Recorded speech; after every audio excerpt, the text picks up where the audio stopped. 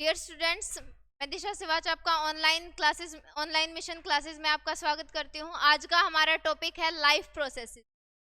ये class 10th का biology का फर्स्ट चैप्टर है। आज हमें इसी के बारे में डिस्कस करना है, इसके इंट्रोडक्शन के बारे में डिस्कस। ठीक है। लाइफ प्रोसेसेस के अंदर सबसे पहले तो हमें ये पता होना चाहिए इस चैप्टर के अंदर आएगा क्या, लाइफ प्रोसेसेस होती क्या है। तो लाइफ प्रोसेसेस क्या होती हैं? उन सारी प्रोसेसेस का जोड़ जिसके कारण कोई भी ऑर्गेनिज्म को हम ये बोल सकते हैं कि हाँ ये जीवित है। ठीक है, मतलब किसी भी इंसान को जिंदा रहने के लिए जिन जिन प्रोसेसेस की जरूरत होती है उसको हम बोलेंगे लाइफ प्रोसेसेस। अब इसके बारे में हम डिटेल से बाद में स्टडी करेंगे कि लाइफ प्रोसेसेस होती कौन कौन सी हैं।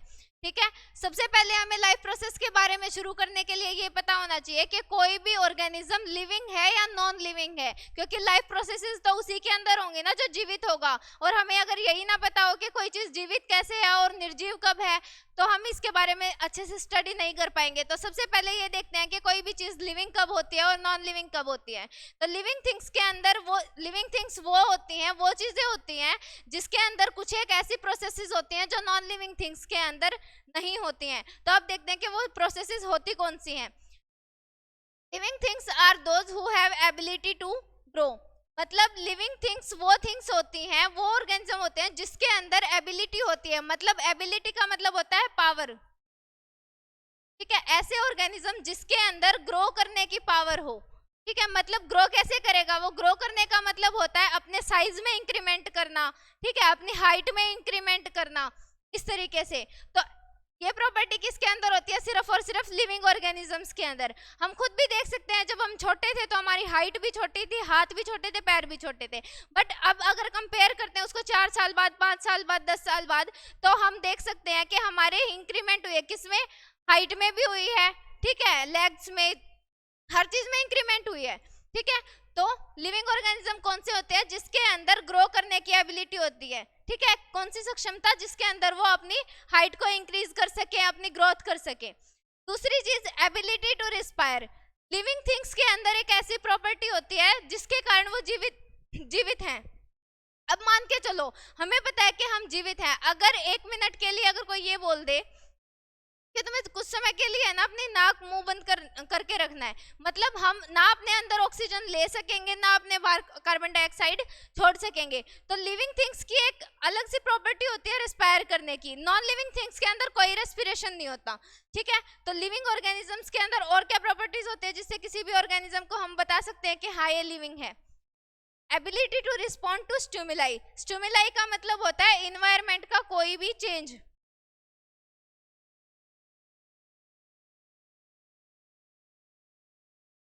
ठीक है, मतलब लिविंग ऑर्गेनिज्म के अंदर एक ऐसी एबिलिटी होती है, ऐसी सक्षमता होती है जिससे कि अगर हमारे इन्वायरमेंट में कोई भी चेंज होता है, चाहे वो अच्छा होता है चाहे बुरा होता है। ठीक है, चेंज कैसे? जैसे कि कोई टेम्परेचर में चेंज आ गया या प्रेशर की कंडीशंस में चेंज आ गया, इस तरीके से अगर इन्वायरमेंट में कोई चेंज होगा तो हमारी बॉडी ट्राई करेगी उसके द्वारा एडजस्ट होने की। ठीक है, जैसे कि एग्जांपल ले, सर्दियों में हम क्या करते हैं? सर्दियों में हम कोट वगैरह पहनते हैं, स्वेटर वगैरह पहनते हैं। क्यों पहनते हैं? क्योंकि हमें पता है कि गर्मियों में जो हमारा टेम्परेचर था, ठीक है, वो ज्यादा था, और सर्दियों में क्या हुआ? टेम्परेचर कम हो गया। अब हमारी बॉडी का टेम्परेचर तो फिक्स है, तो हमारी बॉडी जीवित रहने के लिए क्या करेगी? उस टेम्परेचर को एडजस्ट करने की कोशिश करेगी। ठीक है, तो ये प्रॉपर्टी किसके अंदर होती है? ये प्रॉपर्टी सिर्फ और सिर्फ लिविंग ऑर्गेनिजम्स में होती है। नॉन लिविंग ऑर्गेनिजम्स के अंदर कोई ऐसी प्रॉपर्टी नहीं होती कि वो अपने जो चेंज हो रहा है इन्वायरमेंट में उसके प्रति अपने आप को बदल ले। जैसे कि एग्जांपल ले, टेबल है, चेयर है, ठीक है, उनको कोई फर्क नहीं पड़ता कि टेम्परेचर कितना बढ़ रहा है कितना घट रहा है। ठीक है, नेक्स्ट चीज है एबिलिटी टू रिप्रोड्यूस। ठीक है, रिप्रोडक्शन की एबिलिटी सिर्फ और सिर्फ किस में होती है? लिविंग ऑर्गेनिजम्स में होती है। अब रिप्रोडक्शन का क्या मतलब है? रिप्रोडक्शन का मतलब है कि अगर कोई भी ऑर्गेनिज्म अपने जैसे ही नए ऑर्गेनिजम्स को बनाने की एबिलिटी रखता है तो उसको बोलेंगे ability to reproduce.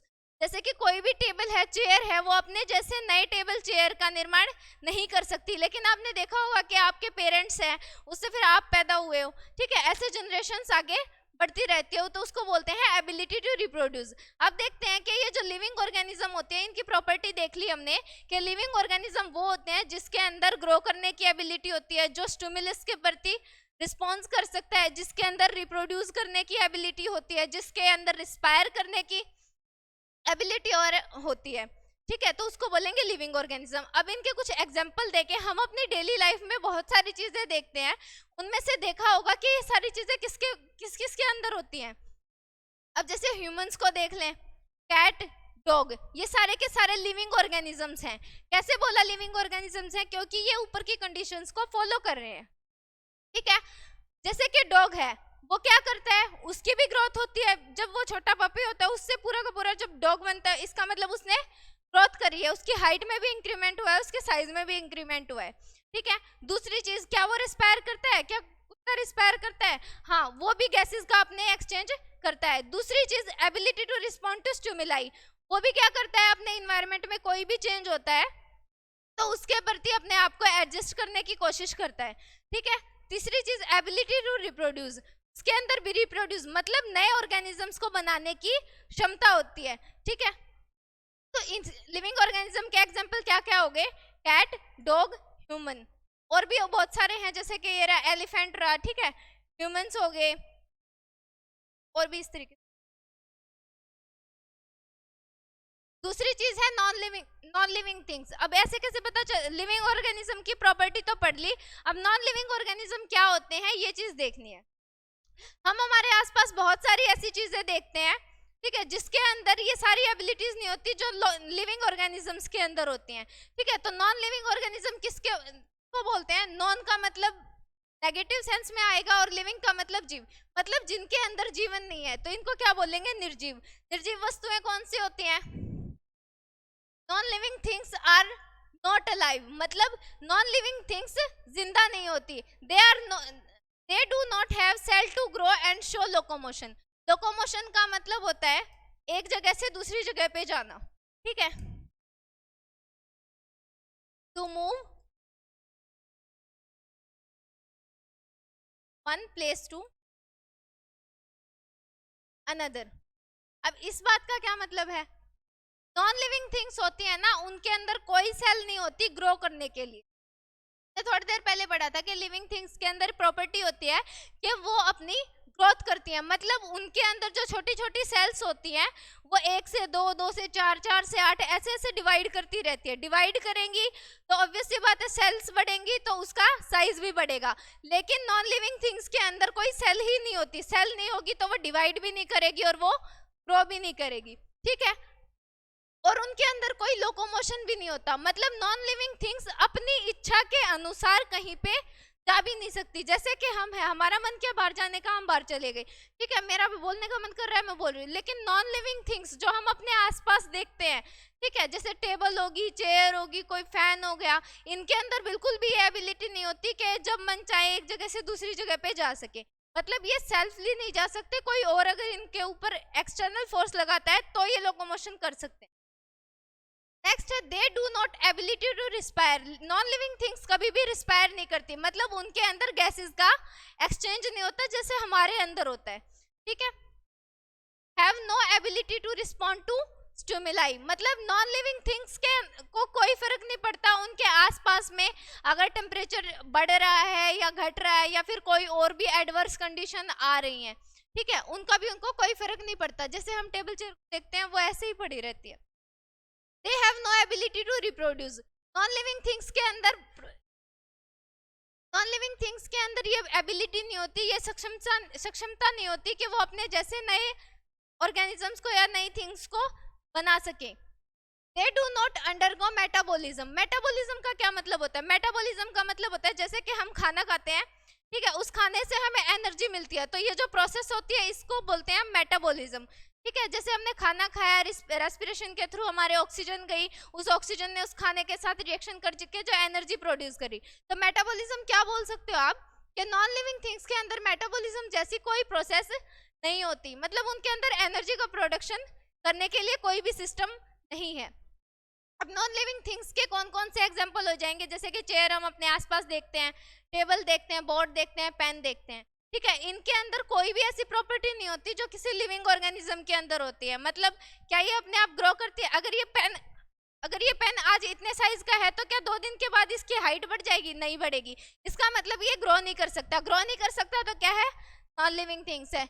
Second thing, क्या ये अपने, अगर मैं इसको यहाँ पे रख दूं तो क्या मेरे फोर्स के बगैर, ठीक है, जब तक मैं इसको नहीं हिलाऊंगी, क्या ये अपने आप उठ के कहीं पे जा सकता है? नहीं जा सकता। इसका मतलब ये लोकोमोशन भी नहीं कर सकता। क्या बोल सकते हैं इसको? नॉन लिविंग थिंग है। दूसरी चीज, क्या इसके अंदर रेस्पिरेशन की कोई प्रोसेस होती है? क्या ये रिस्पायर करता है? कोई ऑर्गन है इसके पास जो रिस्पायर कर सके, गैसेस का एक्सचेंज कर सके? नहीं है। इसका मतलब ये नॉन लिविंग थिंग।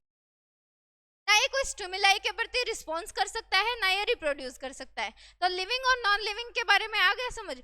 और नॉन लिविंग थिंग्स क्या हो जाएंगे हमारे आसपास? जैसे चेयर होगी, टेबल होगी, कार है, वो भी नॉन लिविंग है, क्योंकि उसके अंदर कोई भी ऐसी प्रॉपर्टी नहीं है जो कि लिविंग ऑर्गेनिजम्स के अंदर होती है।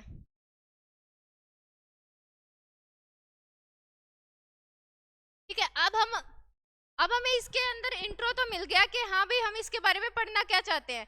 लाइफ प्रोसेसेस के बारे में पढ़ना है। लाइफ प्रोसेसेस क्या होती हैं? वो सारी प्रोसेसेस का जोड़ जो किसी भी ऑर्गेनिज्म के लिए, जिंदा रहने के लिए जरूरी होती हैं। अब ये देखेंगे वो प्रोसेसेस है कौन कौन सी, ठीक है। और इन प्रोसेसेस के लिए किसी भी ऑर्गेनिज्म का लाइव होना जरूरी है। तो अब तक हमें ये तो समझ आ गया कि लिविंग ऑर्गेनिज्म कौन सी होती हैं और नॉन लिविंग ऑर्गेनिज्म कौन सी होती हैं। अब आगे जितनी भी प्रोसेसेस पढ़ेंगे तो लाइफ प्रोसेसेस के अंदर आएंगी, तो हम क्या बोल सकते हैं? वो सारी प्रोसेसेस किसके अंदर होंगी? लिविंग ऑर्गेनिजम्स के अंदर होंगी। नॉन लिविंग ऑर्गेनिजम्स के अंदर ऐसी कोई प्रोसेस नहीं होगी। तो अब टॉपिक पे आते हैं, लाइफ प्रोसेसेस। तो लाइफ प्रोसेसेस होता क्या है? लाइफ का मतलब जीवन, प्रोसेसेस का मतलब सारी की सारी उन क्रियाओं का जोड़ जो किसी भी लाइफ के लिए जरूरी है। The sum of all the processes, the sum of all the processes मतलब सारी की सारी प्रोसेसेस का जोड़ जो अलग अलग हमारे शरीर के अंदर हो रही हैं।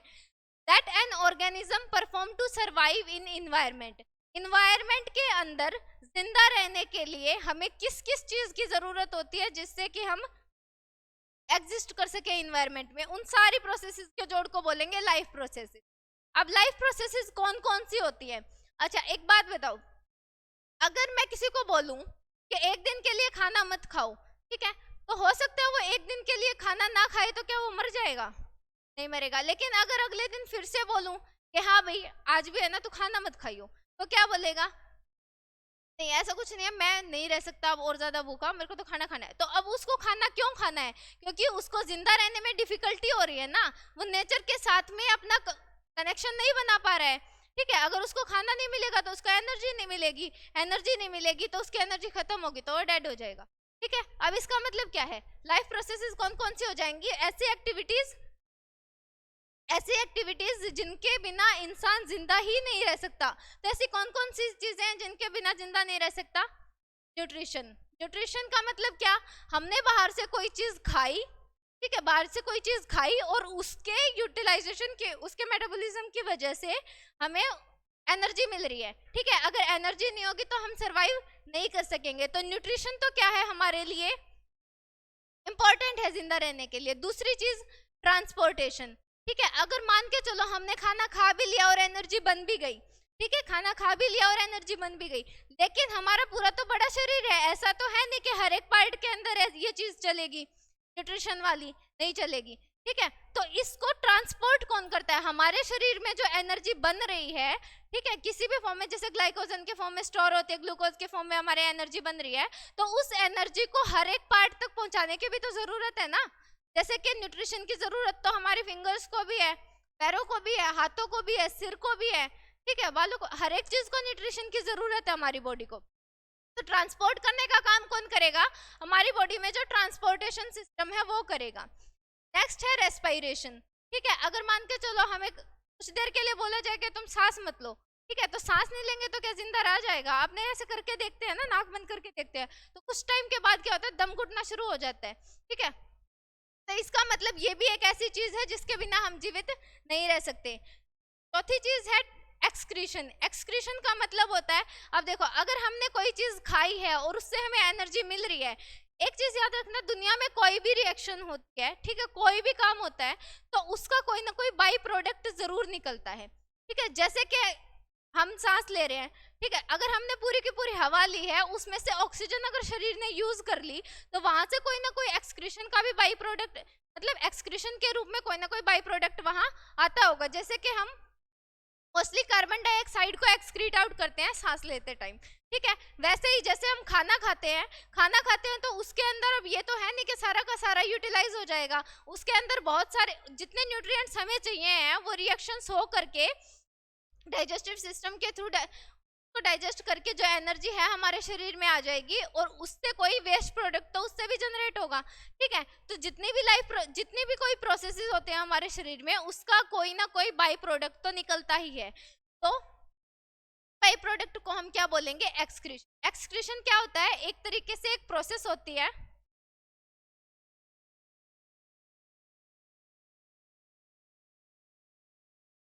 ऐसी प्रोसेस जिसके अंदर हम वेस्ट का रिमूवल करते हैं, process of removal of waste from the body, ठीक है। अपने शरीर के अंदर जितने भी वेस्ट हैं उनको बाहर निकालने का काम जो होता है उसके अंदर आता है एक्सक्रीशन, ठीक है। अब उसके बाद है ना ये जो प्रोसेसेस हैं, रिप्रोडक्शन की प्रोसेस है, मेटाबॉलिज्म की प्रोसेस है, अब ये ऐसी प्रोसेस नहीं है, आती तो ये भी लाइफ प्रोसेस में है, बट हम ये नहीं बोल सकते कि इनके बिना जीवित ही नहीं रह सकते। अगर मान लो कोई भी ऑर्गेनिज्म है अगर वो रिप्रोड्यूस करना बंद कर दे तो ऐसा नहीं है कि वो जिंदा नहीं रहेगा, ठीक है। तो लाइफ प्रोसेसेस कौन सी होती है? लाइफ प्रोसेस मेनली हम 4 ही मानते हैं, nutrition, transportation, respiration and excretion, ठीक है। क्यों? क्योंकि इसके बिना इंसान जीवित ही नहीं रह सकता। अगर न्यूट्रिशन नहीं मिलेगा तो भी लाइफ पॉसिबल नहीं है, ट्रांसपोर्टेशन नहीं मिलेगा तो भी कुछ टाइम के लिए भी लाइफ पॉसिबल नहीं है, रेस्पिरेशन में भी ऐसी कंडीशन है क्योंकि ये मोस्ट इंपॉर्टेंट है हमारे शरीर के लिए जिंदा रहने के लिए। एक्सक्रीशन भी अगर हमारे शरीर के अंदर से नहीं होगा, जो वेस्ट है वो अगर एक्सक्रीट आउट नहीं होगा शरीर से तो भी हमारी लाइफ पॉसिबल नहीं है। लेकिन अगर रिप्रोडक्शन की बात करें, आती तो ये भी लाइफ प्रोसेसेस में है बट इसको हम काउंट नहीं करते, इसलिए इस चैप्टर के अंदर हम सिर्फ और सिर्फ न्यूट्रिशन, ट्रांसपोर्टेशन, रेस्पिरेशन और एक्सक्रीशन के बारे में पढ़ेंगे। जो बाकी की एक्टिविटीज हैं जैसे कि रिप्रोडक्शन है, ठीक है, इनके बारे में हम नेक्स्ट चैप्टर्स में पढ़ेंगे, ठीक है। तो अब ये बात समझ आ गई कि लाइफ प्रोसेसेस होती कौन कौन सी हैं, मतलब वो इसेंशियल प्रोसेसेस, वो ऐसी इसेंशियल प्रोसेसेस जिसके बिना कोई भी ऑर्गेनिज्म जिंदा ही नहीं रह सकता। तो वो कौन कौन सी हैं? Number 1 is nutrition, second is transportation and third one is respiration and fourth is excretion, ठीक है। रिप्रोडक्शन के अंदर क्या होता है? नए ऑर्गेनिजम्स फॉर्म होते हैं, मतलब कोई भी ऑर्गेनिज्म है वो अपने जैसे ही सेम काइंड के नए ऑर्गेनिजम्स को अगर प्रोड्यूस करने की एबिलिटी रखता है उसको बोलते हैं रिप्रोडक्शन। अगर मान के चलो एक टाइम के लिए कोई रिप्रोड्यूस ना भी करे तो उसकी लाइफ के ऊपर कोई ज्यादा इफेक्ट नहीं पड़ेगा, वो जनरेशन गैप वो वाली चीजें आगे बढ़े, ठीक है। तो ये प्रोसेसेस हैं, इनको नेक्स्ट चैप्टर्स में और इन प्रोसेसेस के बारे में डिटेल्स में पढ़ेंगे।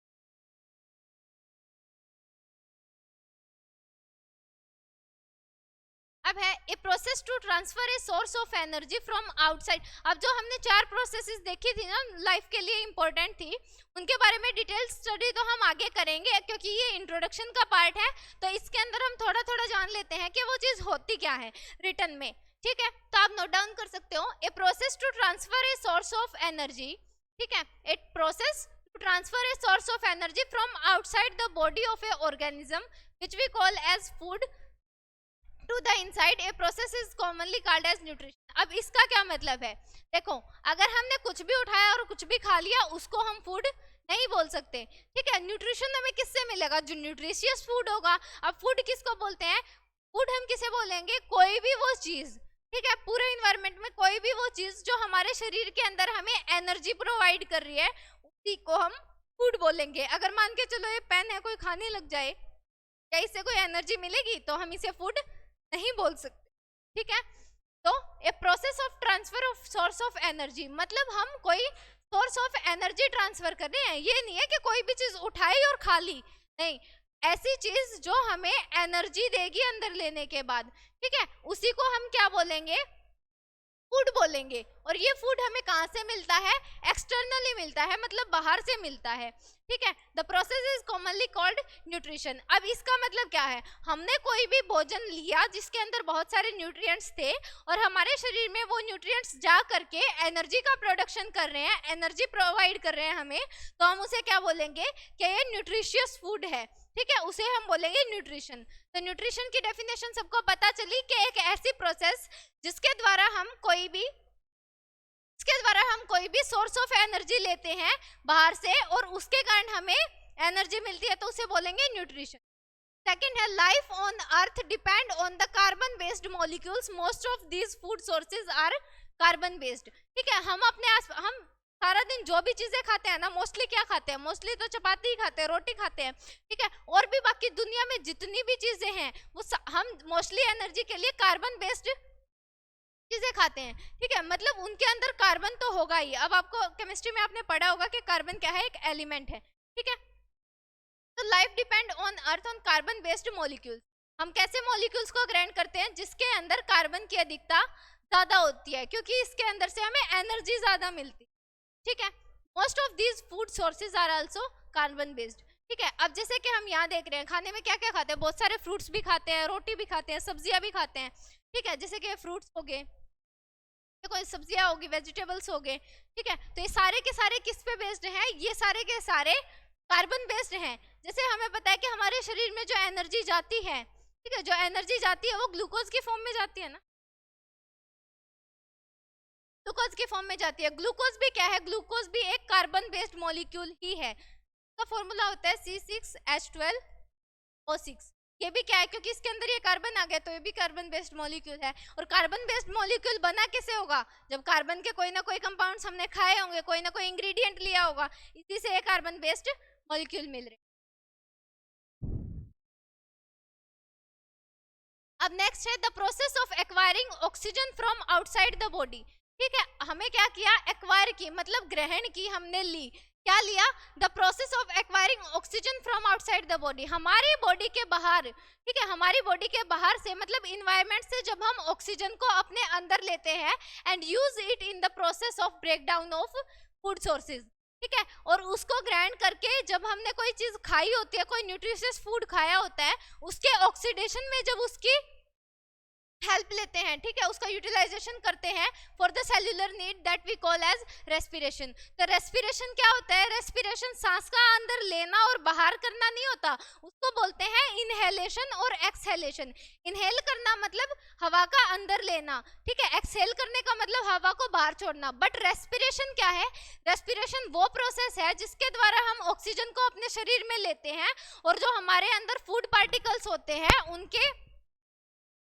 उनके ब्रेकडाउन में हम उसको सेल्यूलर नीड्स के लिए क्या करते हैं, यूटिलाइज करते हैं। मतलब जब हम उस खाने को, कोई भी खाना खाया हमने, तो उसको सिंपलर फॉर्म में कैसे तोड़ेंगे, किसी ना किसी चीज के हेल्प से तो तोड़ेंगे। ऑक्सीजन जाके क्या करेगी, उस फूड पार्टिकल्स के साथ में रिएक्ट करेगी, उनका ऑक्सीडेशन करेगी। ठीक है, ऑक्सीडेशन करने के बाद वहां से एनर्जी निकलेगी। अब एनर्जी यूज्ड अप कहाँ होगी, एनर्जी यूज करी जाएगी, हमारे पूरा का पूरा शरीर हमें पता है कि सेल्स से मिलके बना हुआ है, तो वो सेल्स क्या करेंगे, हर एक सेल उस एनर्जी का यूज करेंगी और अलग अलग टाइप की एक्टिविटीज करेंगी।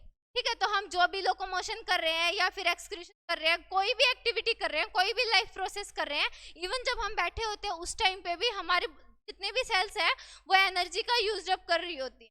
ठीक है, रेस्पिरेशन, आगे बात समझ में कि रेस्पिरेशन क्या होती है, बाहर से ऑक्सीजन का लेना और हमारे शरीर के अंदर फूड का ऑक्सीडेशन करना जिससे कि हमें एनर्जी मिल सके, उसे बोलते हैं रेस्पिरेशन। तीसरी है ट्रांसपोर्टेशन। क्या होती है ट्रांसपोर्टेशन, ट्रांसपोर्टेशन का खुद ही मतलब क्या होता है, ट्रांसपोर्ट करना, मतलब from one place to another. अब ट्रांसपोर्टेशन का क्या मतलब है कि एक जगह से दूसरी जगह पे लेके जाना। क्या लेके जाना, हमारी बॉडी के अंदर बहुत सारी चीजें जो ट्रांसपोर्टेशन की जरूरत है। ठीक है, मेनली तो ऑक्सीजन की भी जरूरत है और जो हमारे बॉडी में एनर्जी मिली है उसको भी डिफरेंट पार्ट तक पहुंचाना होता है।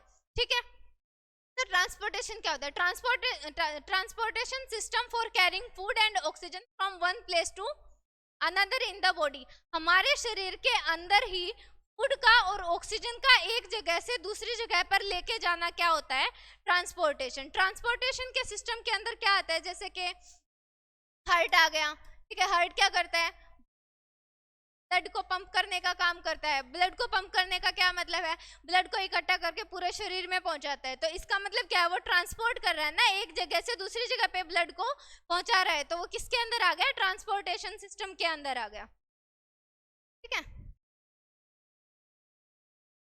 ट्रांसपोर्टेशन सिस्टम के अंदर आ गया। से अगला है एक्सक्रीशन। एक्सक्रीशन का क्या मतलब होता है, एक्सक्रीशन का मतलब होता है बाहर निकालना, to excrete out. Excrete out मतलब बाहर निकालना। Waste byproducts are needed to be removed from the body and discarded outside a process called excretion। इसका मतलब क्या है, जैसे कि थोड़ी देर पहले बताया था, हमारे शरीर के अंदर जितनी भी एक्टिविटीज होती हैं, ठीक है, जितनी भी रिएक्शंस, अब जैसे हमने कोई खाना खाया उससे हमें एनर्जी मिली, तो ऐसा तो है नहीं कि जितना खाना खाया उतने के उतनी एनर्जी मिल गई, नहीं, उससे कोई ना कोई वेस्ट प्रोडक्ट भी तो जनरेट होगा ना। तो वो जो वेस्ट प्रोडक्ट जनरेट हुआ है वो हमारी बॉडी के लिए क्या होता है, हार्मफुल होता है। उसको हमारी बॉडी से बाहर करने की जरूरत है ताकि हमारी जो लाइफ है वो अच्छे से चल सके, हमें कोई डिजीज ना लगे, ठीक है। तो उसको एक्सक्रीट आउट करने की जो हमारे बॉडी में वेस्ट बना है, उसी प्रोसेस को हम क्या बोलते हैं, एक्सक्रीशन की प्रोसेस बोलते हैं। एक्सक्रीशन हमारे बॉडी में बहुत तरीके से हो सकता है, जैसे कि पसीने के द्वारा, ठीक है, हमारी बॉडी के अंदर जो सोल्ट्स बने हैं, जो salts as a by product बने हैं, पसीने के द्वारा भी निकल जाते हैं, ठीक है, वो हमारी स्वीट ग्लैंड्स के द्वारा निकलते हैं।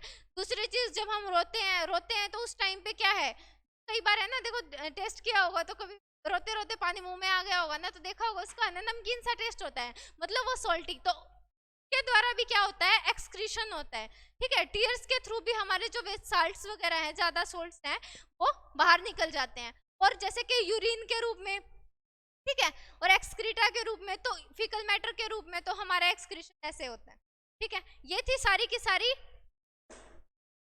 सारी हमारी लाइफ प्रोसेसेस जिनके बारे में हमें आगे पढ़ना है। तो ये था इंट्रो का पार्ट, ठीक है, इंट्रोडक्शन था। आज के लिए बस इतना ही, नेक्स्ट जितने भी प्रोसेसेस होंगे उसको कल डिस्कस